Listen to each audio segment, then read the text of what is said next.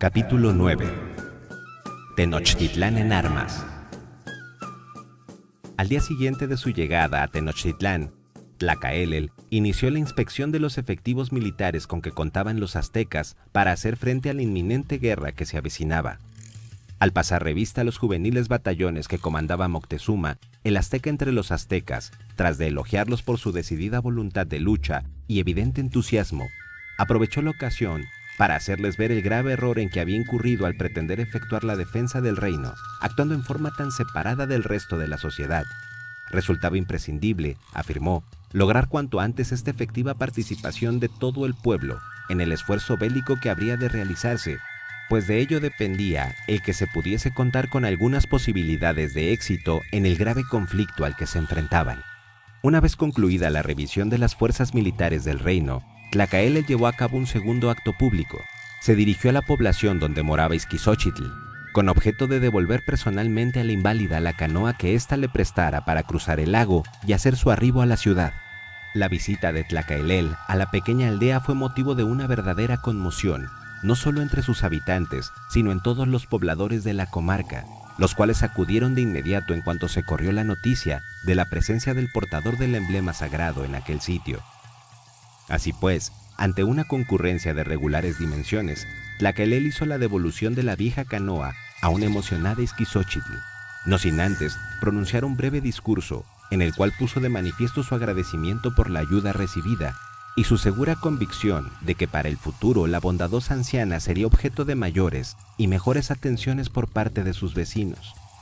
Tlacaelel dedicó el resto del día a conversar informalmente con las numerosas personas que se habían reunido en la aldea, escuchando con atención los planteamientos que le hacían acerca de los problemas que afectaban a las pequeñas comunidades en donde estas personas residían.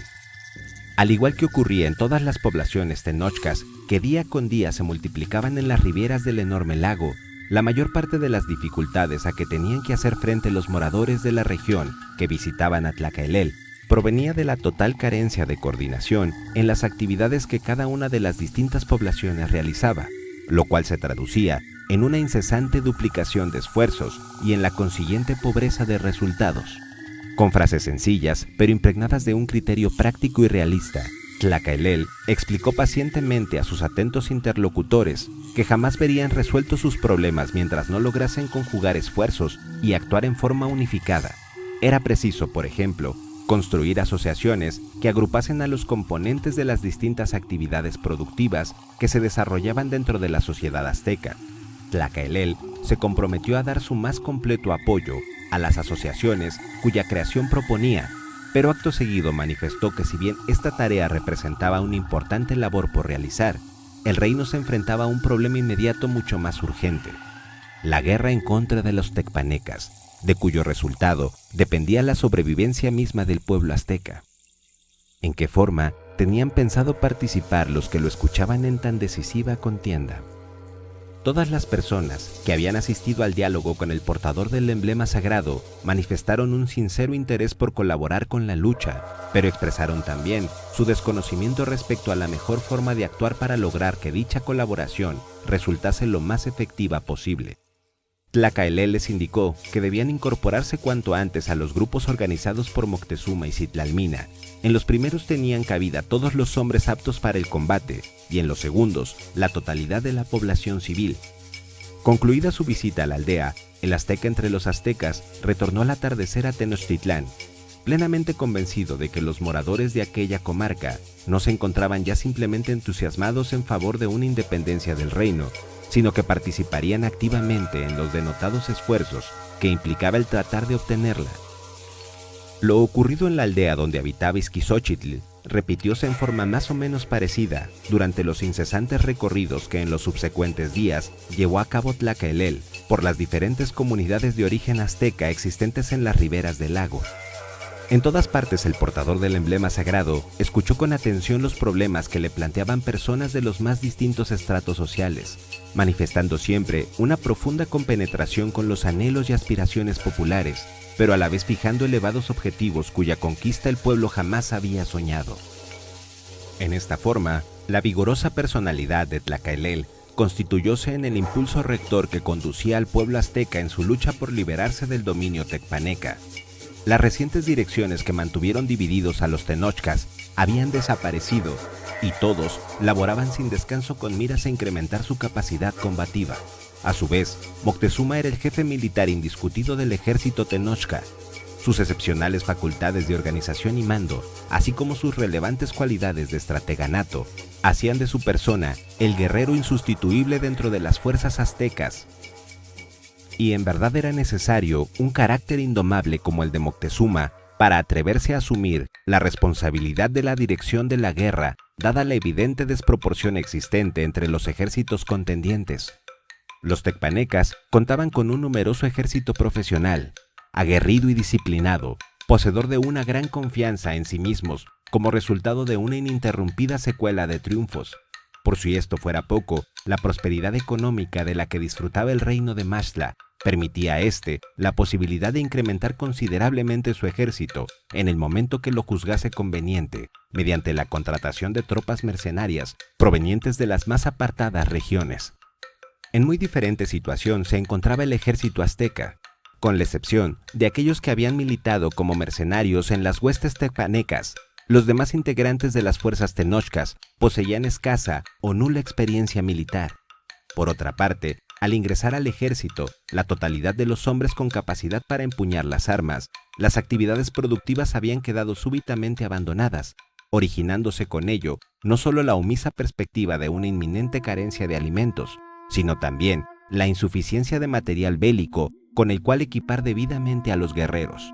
Para contrarrestar al máximo posible la carencia del ejército profesional, Moctezuma obligó a todos los integrantes de las recién formadas contingentes aztecas a un intenso entrenamiento y a la realización incesante de complicadas maniobras.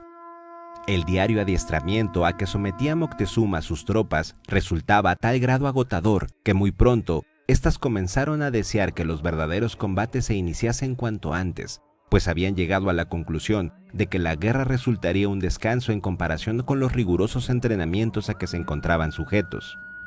La difícil tarea de organizar a la población no combatiente para que ésta se hiciese cargo de todas las actividades productivas, principalmente las relacionadas con la urgente necesidad de dotar armamento a las tropas tenochcas, fue afrontada con ánimo resuelto por Citlalmina.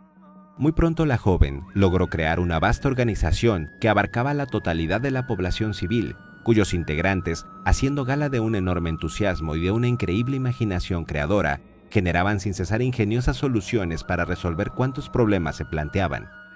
Mujeres, niños y ancianos trabajaban sin descanso elaborando implementos guerreros y llevando a cabo las faenas agrícolas y de pesca indispensables para la diaria subsistencia.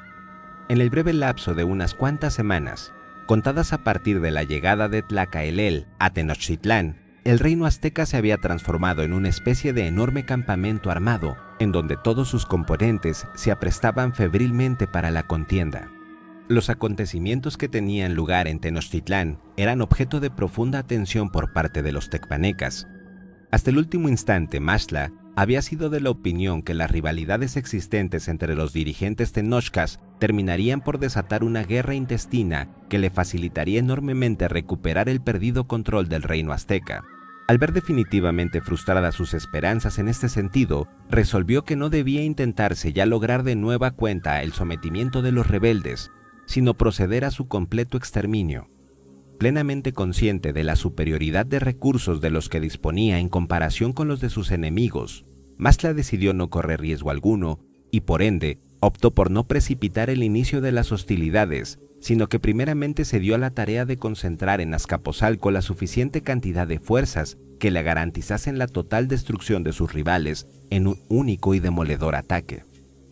La situación geográfica de Tenochtitlán, rodeada por doquier de poblaciones tributarias de los tecpanecas, volvía prácticamente imposible la probabilidad de concertar con ellas una alianza defensiva, pues a pesar de que sus habilidades soportaban a duras penas el yugo que les imponían los de Azcapotzalco, no estaban dispuestos a tomar parte en una arriesgada aventura que contaba con muy pocas probabilidades de éxito y, en cambio, podía acarrearles su total destrucción. Existía, sin embargo, un reino que era la excepción a la regla anteriormente anunciada, el reino de Texcoco. cuyos habitantes no se habían resignado nunca a la pérdida de su independencia y mantenían un indomable espíritu de rebeldía siempre a punto de estallar. Fortalecida por el hecho de que el príncipe Nezahualcóyotl, a quien todos los texcocanos consideraban como su legítimo gobernante, había logrado sobrevivir a la incesante persecución de que era objeto por los secuaces de Maxtla, al percatarse los aztecas que los ejércitos tecpanecas estaban desguarneciendo las poblaciones que ocupaban para proceder a concentrarse en Azcapotzalco, enviaron mensajeros al escondite donde se encontraba Nezahualcóyotl, alentándolo a que aprovechase esta circunstancia e intentase promover una rebelión en Texcoco. En un golpe de audacia, Nezahualcóyotl, acompañado tan solo de media docena de sus más leales partidarios, se presentó de improviso en la que fuera antaño capital del reino de su padre. La simple vista del ya legendario príncipe poeta despertó en el pueblo una reacción incontenible. La gente se lanzó a la calle a vitorearlo y a proferir toda clase de improperios contra sus opresores. Cuando los soldados que integraban el reducido contingente de tropas tecpanecas que permanecían en la ciudad intentaron apoderarse de Nezahualcóyotl, fueron atacados por el enfurecido pueblo de Texcoco. Suscitóse una sangrienta refriega en la que la aplastante superioridad numérica de los habitantes de la ciudad no tardó en imponerse. Rodeado de una eufórica multitud que no cesaba de aclamarle, Nezahualcóyotl penetró en el palacio construido por Iztlizóchitl, del cual había tenido que salir huyendo la noche en que sus enemigos tomaron por asalto la ciudad. Su primer acto de gobierno consistió en enviar emisarios a Tenochtitlán, informando a los aztecas que podían considerar al reino de Texcoco como un firme aliado a su lucha contra los tecpanecas. La noticia de la rebelión de Texcoco produjo en Maxtla el mayor ataque de ira de toda su existencia. Solamente existía sobre la tierra una persona a quien odiara más que a Tlacaelel y a Moctezuma, y esta era precisamente Nezahualcóyotl. La inacible figura del príncipe texcocano hacía largo tiempo que constituía una permanente pesadilla para los gobernantes de Azcapotzalco. Primero Tezosomoc y después Maxtla habían urdido incontables celadas en contra del joven príncipe, pero tal pareciera que éste gozaba de una particular protección de los dioses, pues lograba siempre burlar todas las acechanzas y eludir una y otra vez a sus perseguidores. A pesar del desbordante furor que dominaba a Maxtla, no dejó que sus sentimientos le cegasen, al punto de impedir analizar la situación con frío realismo. Si pretendía castigar de inmediato a los texcocanos, se vería obligado a dividir sus fuerzas, con los consiguientes riesgos y desventajas que esta clase de campañas traen siempre consigo. La rebelión de Texcoco había sido posible merced a una circunstancia muy particular, el indestructible afecto que unía al pueblo de este reino con su príncipe. Al no existir en el resto de los pueblos vasallos de los tecpanecas en condiciones similares, no se corría mayor peligro de que pudiese cundir el ejemplo de los rebeldes. Así pues, en virtud de la proximidad y mayor poderío de Tenochtitlán, los aztecas continuaban siendo el enemigo cuya destrucción debía obtenerse en primer término. Ya se tomarían después las debidas represalias en contra de los engreídos texcocanos. Por otra parte, concluyó Maxtla, resultaba evidente que el tiempo estaba actuando en favor de la causa de Azcapotzalco. Atraídos por las generosas pagas que se les otorgaba, cada día era mayor el número de tropas mercenarias que acudían de todos los rumbos a ofrecer sus servicios. Esto permitía suponer que cuando llegase el momento de medir sus fuerzas, aun en el lógico supuesto de que aztecas y texcocanos se aliasen, resultarían fácilmente derrotados por el numeroso y bien pertrechado ejército que los tecpanecas lograrían armar en su contra. Las noticias acerca de la incesante concentración de tropas mercenarias que tenía lugar en Azcapotzalco llevó a los dirigentes aztecas a la decisión de apresurar el inicio de la contienda, aun cuando esto significase el tener que prescindir de las ventajas estratégicas que para una guerra defensiva otorgaba la ubicación de Tenochtitlán. Moctezuma trazó un audaz plan de operaciones que fue aprobado íntegramente por Tlacaelel e Izcoatl. Informado Nezahualcóyotl acerca del mismo, estuvo de acuerdo en efectuar la guerra conforme al proyecto azteca. La lucha que habría de decidir el futuro de tres reinos estaba por iniciarse.